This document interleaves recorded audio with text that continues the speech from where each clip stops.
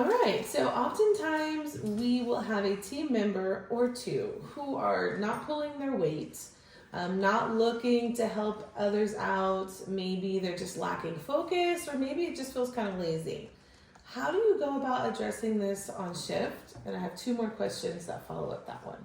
How do you address it?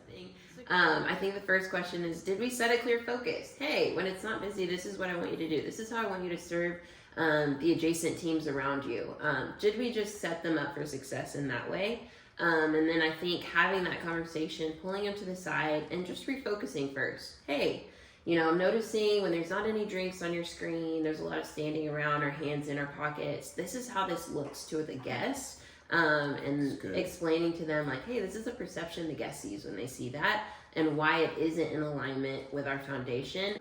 It's documented. Make sure we're logging it. We're logging the conversation that happened, and partnering up. That's what your director on call is for. And so depending on the gravity of the situation, I know the question was a little general, but what that can look like can be different. It could be this person's always on it. They're an ace, but today they're having a really bad day. I'm going to ask questions. That's why is there something going on? Hey, you're usually, you're on it. You're really productive. You're serving other people. Is there something going on that I can help you with? Noticing you're having a hard day. So just showing that genuine care. But if this is a consistent problem where it's like, hey, every shift this person comes in, they're underperforming, they're not helping their team, not serving the guests, then we're partnering up, because that needs to be a further disciplinary conversation. Sure. So we're looking for both. Okay, we're looking for excellence, and we're looking for that genuine care piece. And as leaders, we have to value relationships and the results. Okay, we can't just value the results. We can't just value what their hands are doing. We have to value their heart too. And so things is just remind them what our daily mindset is.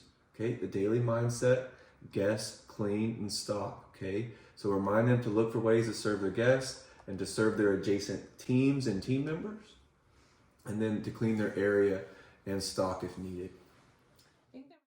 When the bagging team is really behind because we are waiting on food, can the production coordinator make the decision to send our back of house team help, even if the kitchen coordinator has said, no, we don't need help?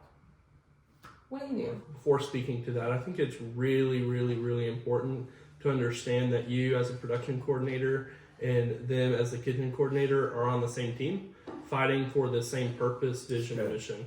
And so we always want to walk away in unity, and some of that starts, or it's going to be started before that problem ever happens. And so you connecting with them, you getting to know them, you talking to them and getting a game plan together before the shift, setting clear boundaries, setting clear expectations, building relationships, all those things are going to be really helpful in this specific scenario. Help them see what you're seeing. Be respectful, and delivery matters so much because they're working hard. Okay, they're working hard, and sometimes they can't see what you see, and so it's helpful to help them see what you're seeing. Okay, next question. Who is allowed to hand out checks, and when do we hand them out?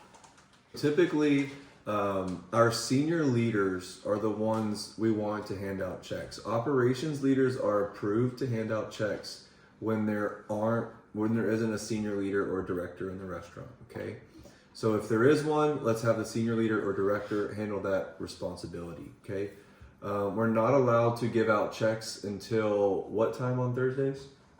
2. Thursdays after 2 p.m. Thursdays after 2 p.m. Okay. This is private information. Okay. There's a confidentiality that comes with this responsibility. We do not give checks away to people other than the people whose check it is, unless it is approved prior by a director to give to someone's mom, or perhaps they moved away and they're coming to get their check or something. There are exceptions to the rule, but generally speaking, we don't give checks away to different people.